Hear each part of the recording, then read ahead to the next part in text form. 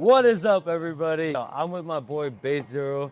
So if you don't know, my boy right here has been making a ton of noise. He's been making a bunch of noise out here in SoCal. He's been playing a bunch of shows. Been hitting it everywhere in every single platform. And yeah, so we're actually out here today at Ixmota.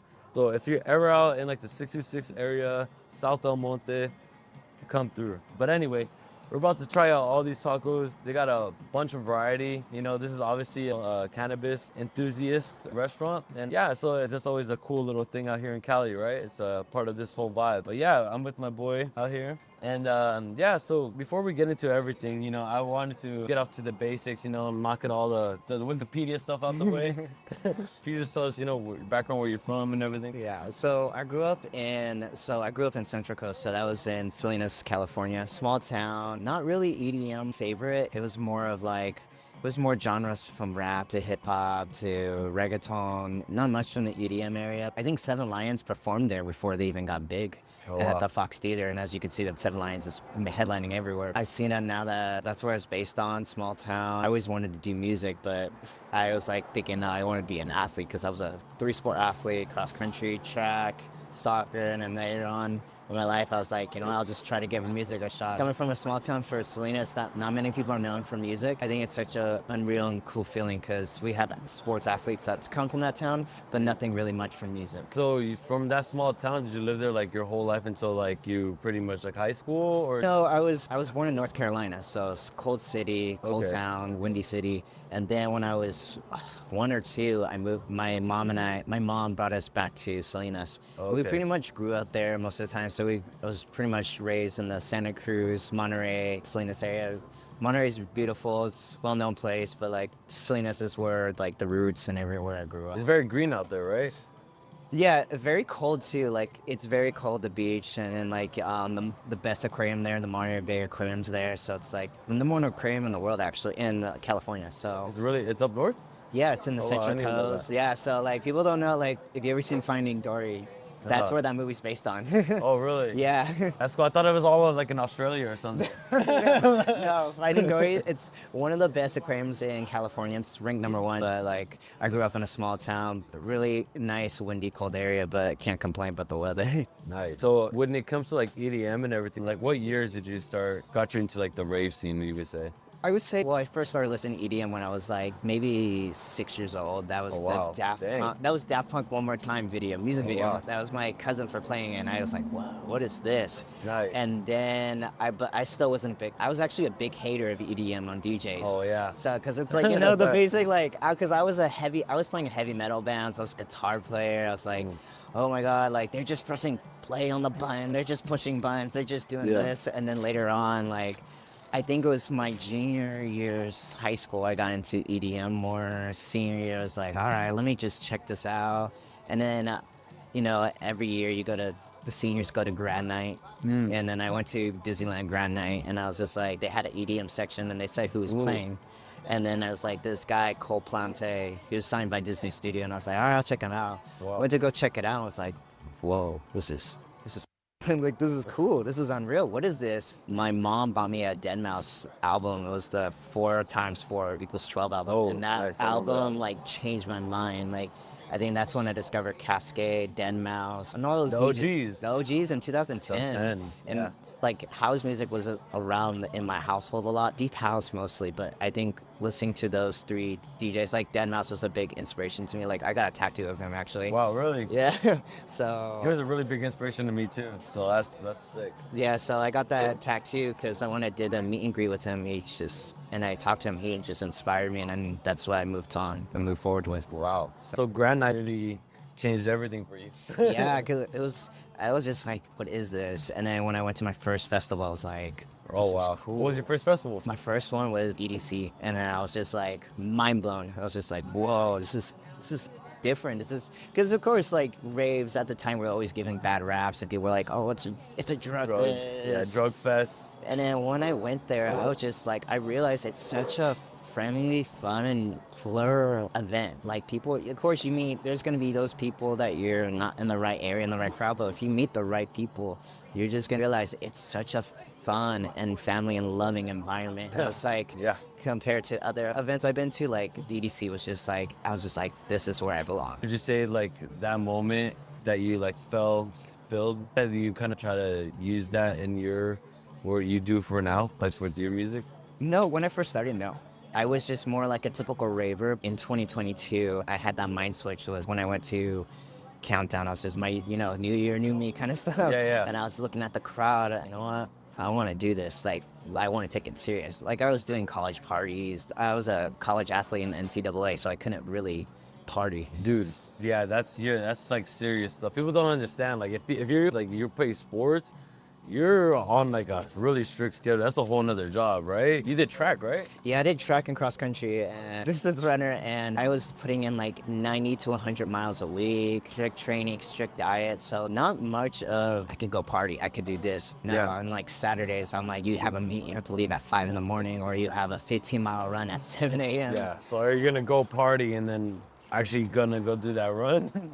Right. Yeah. So I was on a strict everything. I think that's actually a good thing though, because some people may see it like, oh, you can't go out and party and all that stuff, like the college experience. But I think what's really the most important, especially probably the reason why you're able to hit these, new barriers and where you're at today, is because of the discipline you learn through sports and actually being with that pressure. You can't, like, if you mess up at this sport, like it's like everything you built your whole high school, you're able to have a sense of like responsibility. And on top of that, you actually learn a skill too. Yeah, I did like 4 years of high school, and then you do 5 years of college because I stayed for one extra year as a fifth year. You don't want to put 9 years to waste for something, for partying or doing drugs or anything like that. I came from a family of my stepdad was like very strict athlete, like on running, so he would be like, we gotta make sure to do this, we gotta like game plan stuff. So I was very showing myself that I could do it at the high level, but also trying to prove, like, take a look at me from a kid from a small town in Salinas, like going from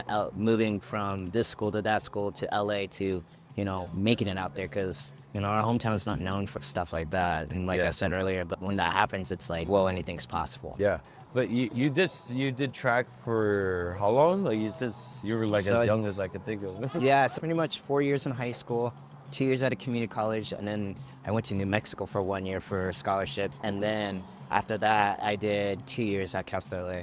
Wow. So all that experience, like what of that were you able to use? Because a lot of people would be like, well, you just wasted your time because now you're a DJ. Like you need to go to school, but people don't understand the discipline and a lot of things that you put yourself in life. Like if you actually put like goals and set things up right, there's a recipe there. What are some things that like those experiences that you're able to take that now you could use in your art and what you're doing now? I think I know college gets like, oh, you don't need to go to college, but I think what's so great about my journey in college is that it just shows you people are there to help you out, and some people are not there. And I think those are, whether it's teachers, your friends, or people that you meet, whether in school or outside of school, I think it just showed me discipline of how to, be prepared for the world. Whatever it's doing my career job, whatever it's doing music, business, or just networking with people. And I think I did business management, so it's like with social media, business, and I think that really helped me prepare to get myself out there on the platforms like social media, how to network with people, how to talk to people as well. And I know people say like communication is just talking to people. I was like, yeah, it is, but like Everything. it's everything. Cause like think about how I'm Networking. and I'm like, now I could say I'm actually doing my part now, communicating to people, networking, talking to promoters, talking to friends. And then now my internship has helped me grow to be that person who I am today. I think college it's a rocky road, but I think you learn a lot from it. Yeah, I'm really happy you shared that because like you said, like a lot of people are always downplaying college. And whether if you decide not to go to college, if you decide, like it's cool. For me, I went to, I would say some college, you know what I mean? I went for a little bit. I used college for what I needed to, but if you're not gonna do college, you have to do something that's gonna be for your future. You have to just be able to throw yourself out there. And I think what people downplay a lot is how much you learn in like those environments. You're in a place with like-minded people with like-minded goals, because eventually that's all this industry is, right? It's just pretty much about who you know, networking and everything. I think it's really important everybody to like lock in, you know? So Is there any with athletes that go a lot comes with it, especially with track? I just kind of started learning more about track too. Are there any like crazy accidents you've seen like on the track? Like 'cause I didn't even know that was a thing until like I started thinking about it. I was like, damn, like people literally running like 20 miles or something, like, or I don't even know how long. That's a lot of miles sometimes.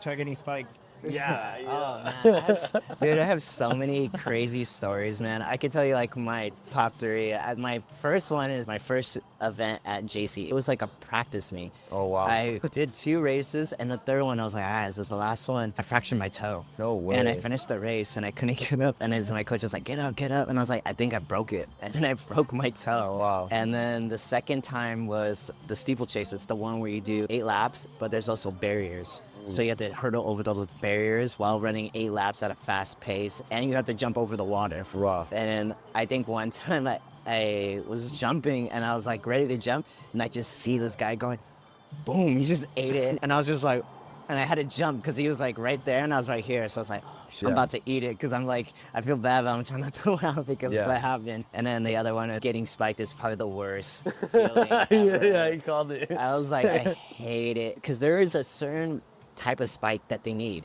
You know, there's a type of spike, and then there's sometimes they think, oh, I need this, and they just throw in like some random spike from a jumper spike. Like there's a difference between distance, sprinters, long jump, field events that use certain spikes, but some people don't know their spikes, and then they'll just, and then one time I was in a race, it was like, I think it was in high school, and next, someone just dug deep into my skin, and it almost caused an infection. Wow. And I was like, ooh. So And that's crazy because you don't think about that when you think of, I'm a joint track, I gotta watch out for this. yeah. It's like all those like little things that people don't think about. That's always interesting to hear because there's a lot of these sports that not many people know about. So when would you say that you decided, all right, it's not just like a hobby anymore. I'm not gonna just be DJing as a hobby. Let me be for real about this and actually use my discipline and everything for this other than just like a party time. When I took this music journey very serious, actually, crazy part is I was actually coaching Cal State LA at the time. So I was coaching? Yeah, I was coaching. So I was like track and field and cross country distance coach. Wow, so that's how much you've really been in that sport. Yeah, and I was determined to be a coach there. Wow. And once they found out they weren't going to provide me Coach BASSZER0. yeah. And then they told me, and then the year I was there, I was going to find out if they were going to pay me a coach, and they told me, you know what, we're not going to pay you this year. And then that's when I was like, well, why am I wasting my time with volunteer coaching? And so I was just like, I quit my coaching job. So that part I told all my kids to go in the transfer portal.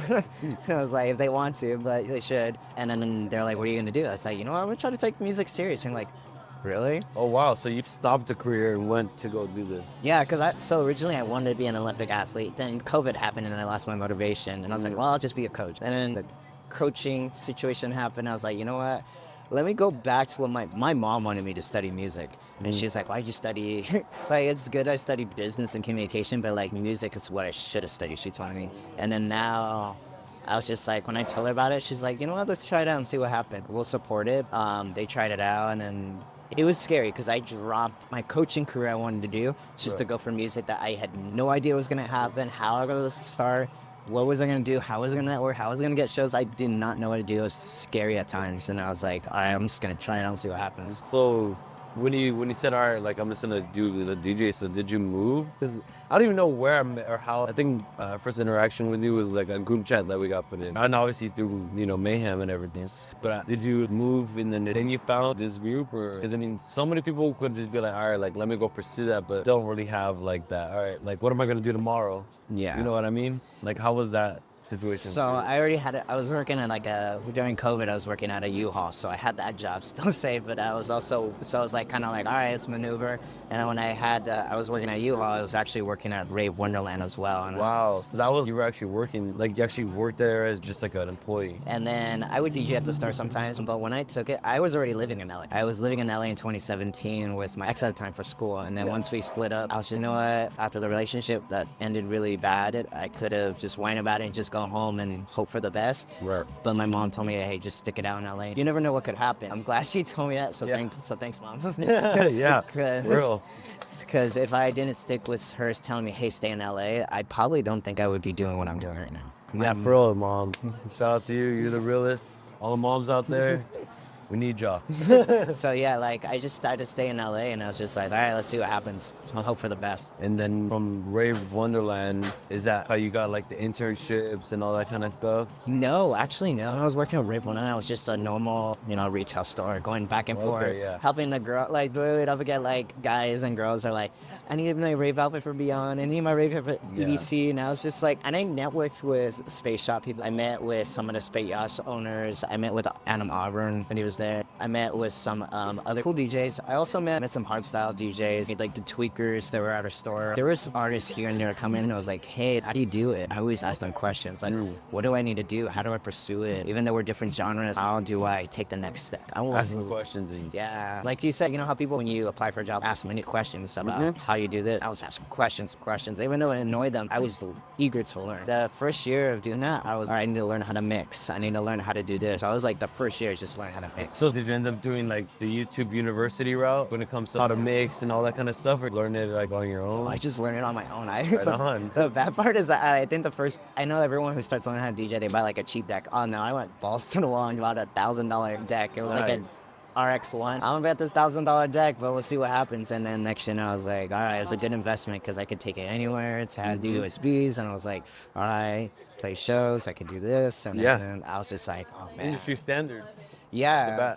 I didn't even know what CDJs were at the time. I was just like, all right, let's just try this out. Going from there to CDJs is really easier than some people going from controller, like the little, or Serato DJ to CDJ. Yeah. But what would you say? I've been in many groups, many different communities, and one thing you've always stood out. I've actually have never seen anyone be as active with social media, like on every platform, and still doing so much, and also being part of different communities. What's something that gives you drive? What gives you your drive?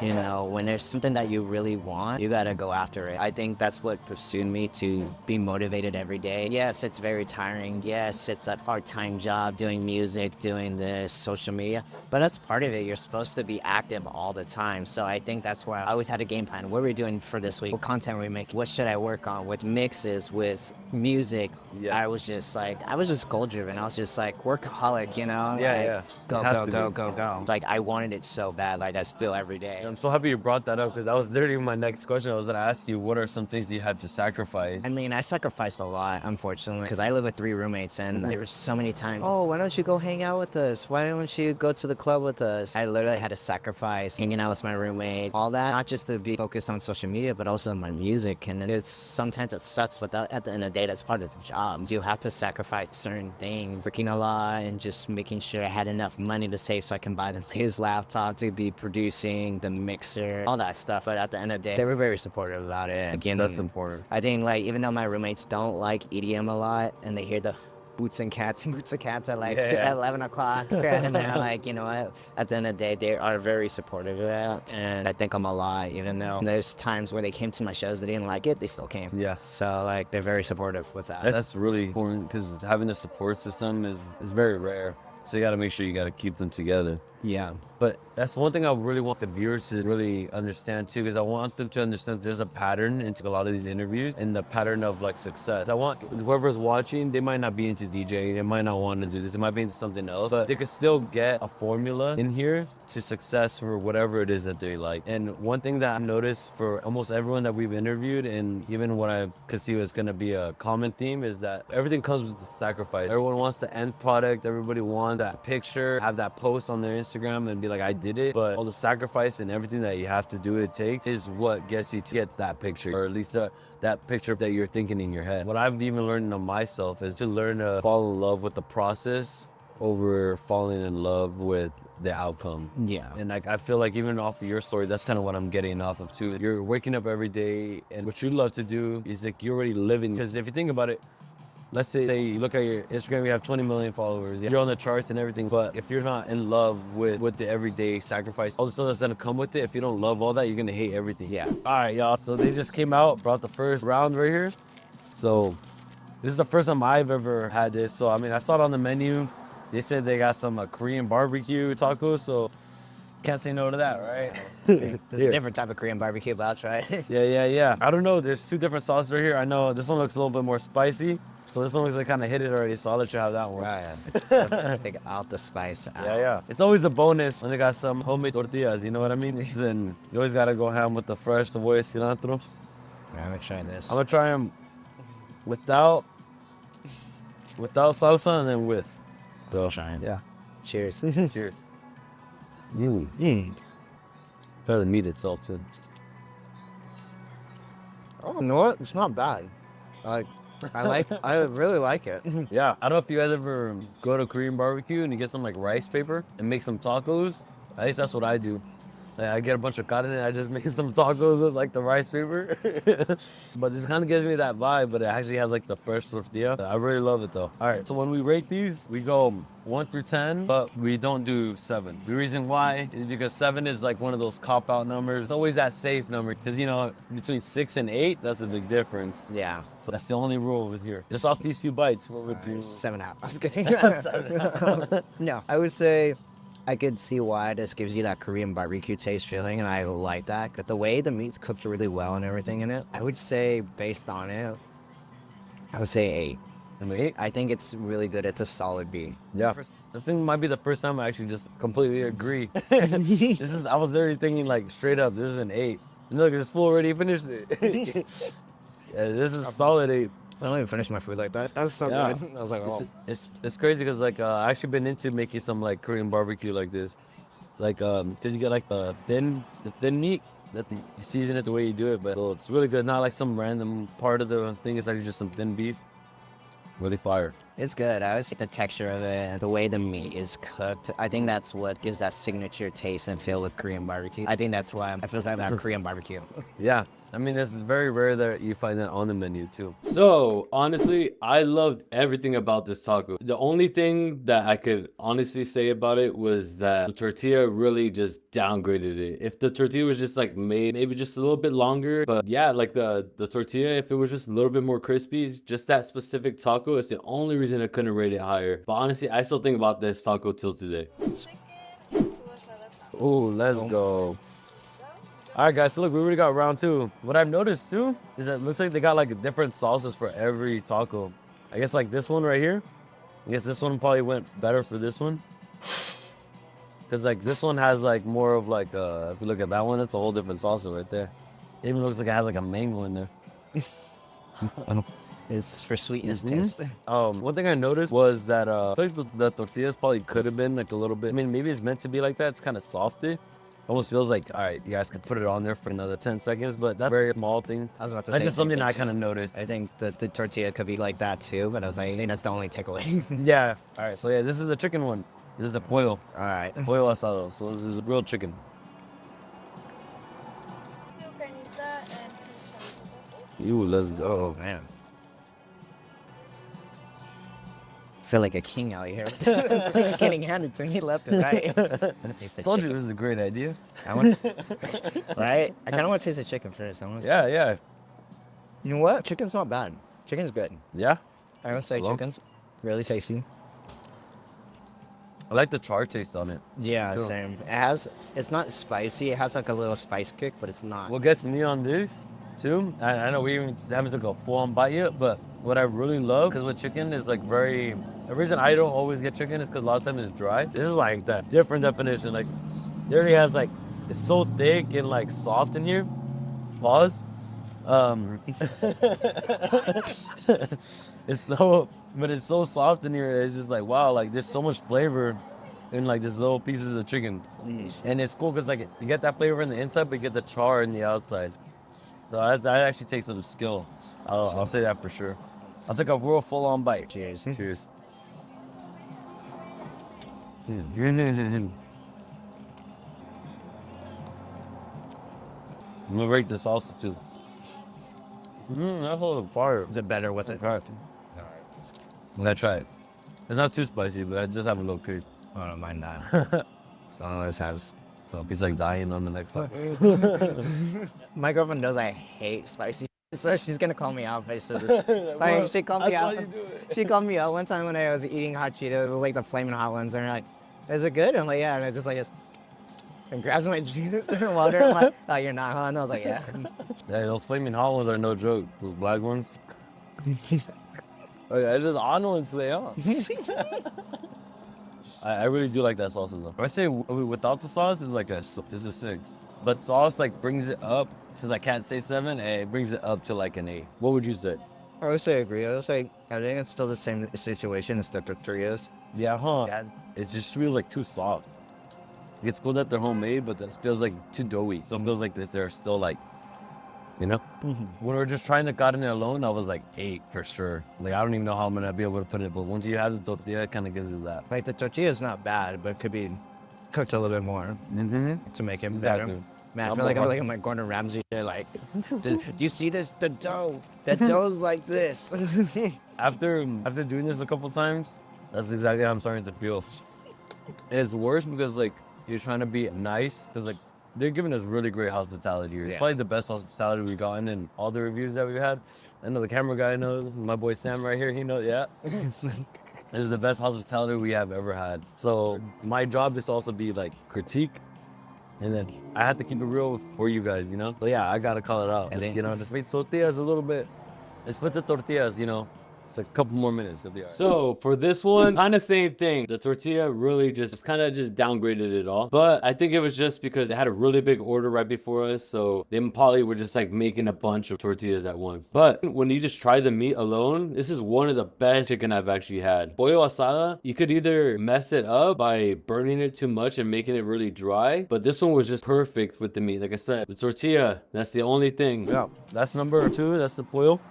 I think we have to go ham with the asada because it's what everybody wants to know, right? If you're gonna go to any taco spot, you gotta at least know the asada is good. If the asada is good, then you can start trying the other meats. That's usually what we do, but you know, this was like the 3rd taco that came out. So far, very amazing. Can't go wrong with the carne asada. Yeah. And if you can't do carne asada tacos, you just close down.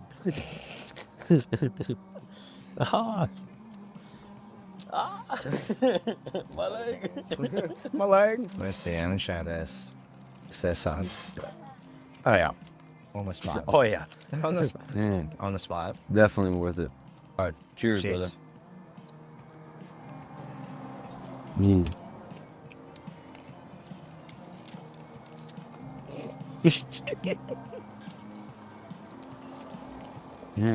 You so good.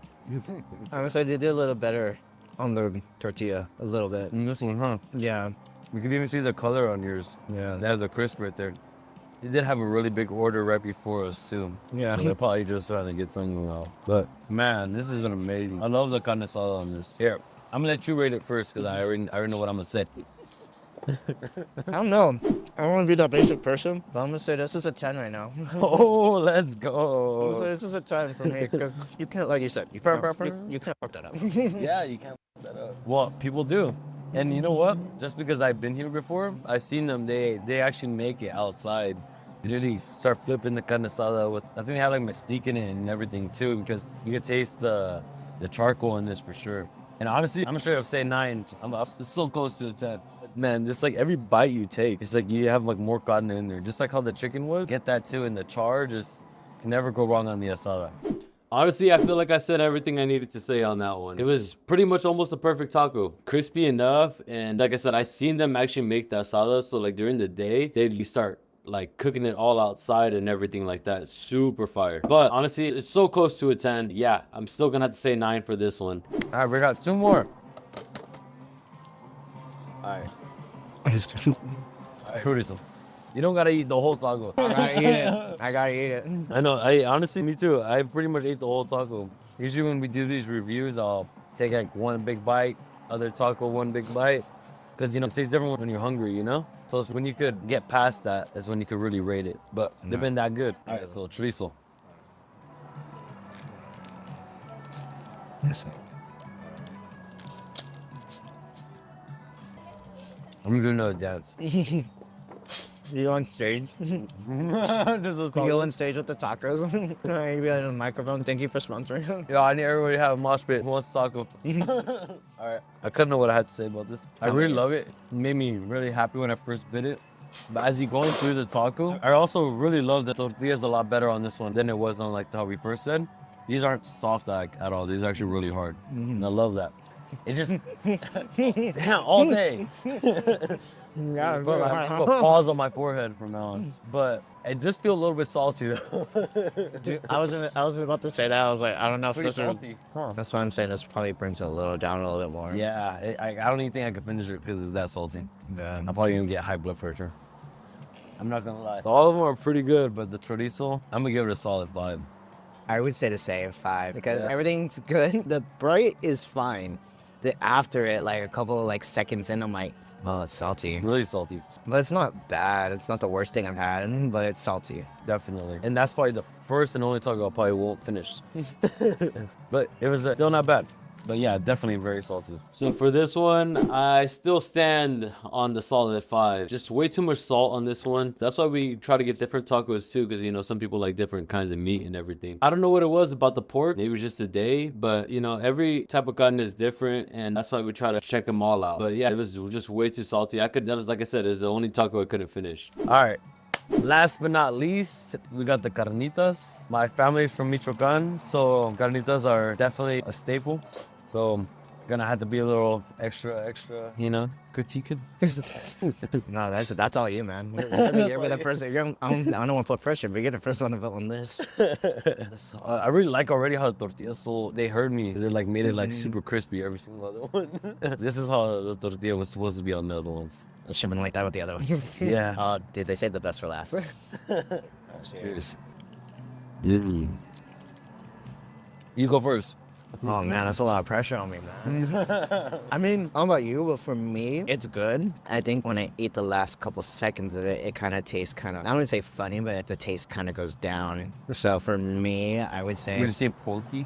Yeah, Pork. Yeah, it is pork. Yeah. Yeah, well, of course. Right. I feel like I've had this before, but the flavor stays all the way. But this is the first time it doesn't stay all the way. I would say it's not bad. But I'd give it 9. A 9? Yeah. Even, you just the way you described it, sounded like it was like about to be like no. a 2. I think it's no. It's fine. It's just for me, it's the aftertaste, the last 2 seconds. Got you. It's like, but everything else is perfect. Like this is how they show up in it. Yeah. I love the tortillas like this. I think that's super fire, the crisp. If it wasn't like this, then my grade would have been lower. So I kind of have like a similar, same thing like how the other one was. Like the first bite, it's like wow, it tastes really good. And just when you get into it, I have the same salty problem that I have as the other one. It's not as salty, but I do have like a little bit more salty. So unless you're into salty, then that might be perfect for you. But I really like the carne right here. You get the crispiness of the carnitas. When you bite it, it's very juicy. So you literally get a whole bite. It's like one of those juicy carnitas, but then you still get the crisp on the out. So that's really good. But I am gonna give this one a 6 just because of the salt. But the tortilla, everything else on it is so perfect. Like it almost doesn't even need salsa. This one I don't even want to put salsa on it because it's actually pretty juicy. But I'm gonna try it anyway. I think that's what we do here. I think when you put the lime on it, it makes it a little bit better. But when you don't put the lime on it, it drops down a lot. Because the one I had lime on it, and so if you don't put lime on it, I would say 6 too. But when you put lime on it, it goes to a 6 to maybe an 8.5. Yeah, this salsa is really good. Salsa in this place, I forgot. I don't know which one this is. This one might be what? Mango habanero. Oh yeah, because it has the mangoes in it. Wow. That's crazy. You would think habanero, it doesn't taste too hot to be habanero. Maybe because I'm not taking a whole big old bite. Maybe I'm just getting the juice out of it. That's why. Put the whole thing in there. If I do, I'm gonna try it out. I do want to try a mango. I'm gonna throw another mango in there. Yeah, let's go. I'm not gonna say anything the way you put it. Pause. Yeah, I just needed some hot sauce. No, man. I was 6.5, 6.8, 6.8. Really? Yeah. So it went up a little. It went up a lot. So yeah, I really did love the way this was cooked. It is crispy on the outside, juicy on the inside, almost perfect. But just how I said before, I don't know if it was just the pork or something. The chorizo was salty, and this one was the same thing. It was just too much salt. So I gotta stand 10 toes on the 6. You know, I gave it a little bit higher than the chorizo just because the way it was cooked. Because it could have just been one little mistake. Because once you go a little too much salt, you can't go back. That's one mistake that you can't go back from. Yeah, that's just so much worth it. I think I'm gonna do this for the rest of my life. You're typing graffiti. But yeah, I think the best one obviously was the ASADA. Of course. Right? So what would you overall give this whole spot? This is cool because I don't live that far from here. I always see this spot because I would always drive out here. My roommates and I in college would just drive here to go to Dave & Buster's in Arcadia, Arcadia Mall, you know? Yeah. But like overall, I would say like a solid 7. No, it's kidding. Like a solid, I would say a good like 8.5. Yeah. I think it gives me like a B rating. Like it's not bad. It's like you're gonna have some stuff that tastes good. You're gonna have some stuff that might taste doughy, but like overall, I enjoyed it. There's nothing that I didn't really like as much. Like I hated. There's just some things to be tweaked, but overall, I loved it. Yeah, overall, you know, I used to live down the street, so it was a little bit biased. But one thing, it's not just about like the food, it's also just the whole environment of this place. I think I always came back here for the environment. Like they literally have happy hour starting like 4:20 to like, so they have it somewhere over there. I was saying, Yeah, but it's really cool when restaurants and everything actually find a vibe, get into the culture and everything like that. The music here is obviously the best. Honestly, fire playlist, whoever's dropping music too. But I'm gonna give this whole place an 8 because you gotta remember what we're doing on this channel is we're finding the best tacos in Southern California. So Southern California is pretty big, y'all. So if we're gonna say we're gonna find the best, we gotta say how it is. We can't give everybody A+ and everything. But I do wanna say the hospitality has been the best that I've ever had experience. Great vibes all around. The fact that every taco has like its own character, you know, everything it has characteristic. The whole entire place has a characteristic, and you still eat outside, so you still get that whole authentic taco vibe. And, you know, you're not sitting in the whole restaurant, but it's still restaurant quality. And yeah, I didn't even get to review it earlier, but these agua frescos are fire. This one right here is the Happy Mango. I think they switch them out throughout the day. Like every day is something different, so it's always cool. Come here, you might get a different choice of drinks, you know? But yeah, this one even has some CBD in it, you know?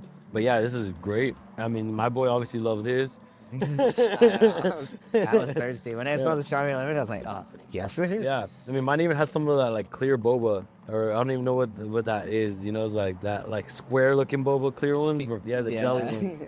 Yeah, super fire. I love it. Square. Yeah, square boba jelly. Hey, you know, we're still learning out here. But yeah, thank you all. If you want to plug anything, tell anyone where they can find you or. Oh shoot, that is a lot. So you can follow me on Instagram, SoundCloud, TikTok. But if not there, you can also find me on EDM Identity. I make a lot of content for them when it comes to comedy shows, helping out with doing interviews with an upcoming and underground artist. You can also catch us at Catch One LA for We Love Candy. So it'll be my We Love Candy debut. I haven't played that event specifically. I've always played Kingdom, but never We Love Candy. So you could definitely catch me there. Yeah, Los Angeles, we'll both be out there, so make sure you come out there. It's February 22nd, also 2 days before my birthday, so we better have everybody packed. And y'all, you better not miss him. He's closing out main stage, so stick throughout the whole night. I promise it'll be worth it. Yeah, I'm gonna put everything on the description, so you know, all the links and everything like that. And shout out to my boy Sam behind the camera. He's the biggest trooper. He's the most loyal, hardworking man. And we just thank you for, you know, being here through these long hours. And much love, peace on the next one. All right, y'all. Thank y'all for watching. You know, if y'all stick through the whole entire thing, I really appreciate it. I'm starting to do more streams and everything. You know, I took a little time to rebuild. I'm even setting up a little bit different stuff in the studio. Guys, I'm gonna put everything in the bottom. You guys will actually are interested, I do conspiracy stream, and I'm gonna be putting out more clips and stuff like that from the stream onto the YouTube. Keep a lookout for that. And we're still doing these taco reviews. We're still filming, and we're gonna be releasing all these Taco Tuesdays. Big things coming this year. I know every freaking industry person is gonna say big things this year, but now I'm happy to have you guys onto this journey, a whole new chapter. Have a lot of new things. You know, I'm gonna have a testimony video coming out. If y'all been following me recently, you know how much Jesus has changed my life a lot. Yeah, I'm gonna be talking a lot about that, you know, even incorporating some of that stuff into our streams, do some interviews and a bunch of cool stuff, guys. So if you're interested in everything, go ahead, subscribe, you know, do all that cool stuff that everybody says you know what to do. But for the streams and everything, I do stream on Twitch and Kick. I prefer to, if you guys just go to Kick, if you guys don't like ads, because Twitch has a bunch of ads. I like Kick because I could play all the music. I could even break down a movie if I wanted to for you guys. It's a lot more free range there. But we are everywhere. You might even see me streaming on YouTube a bit, but like I said, things gonna be a little bit more censored and stuff on here. Also, last but not least, guys, I know I hopped on the bandwagon, guys, so yeah, follow me on TikTok. Yeah, guys, gotta put this TikTok stuff up. If we wanna grow, we're gonna have to get on that algorithm. So, and I do wanna start doing lives on TikTok and everything. So let's build that following, guys. And yeah, really appreciate it. Much love. I really love you guys. Thank you for the support all this time and so on. Later.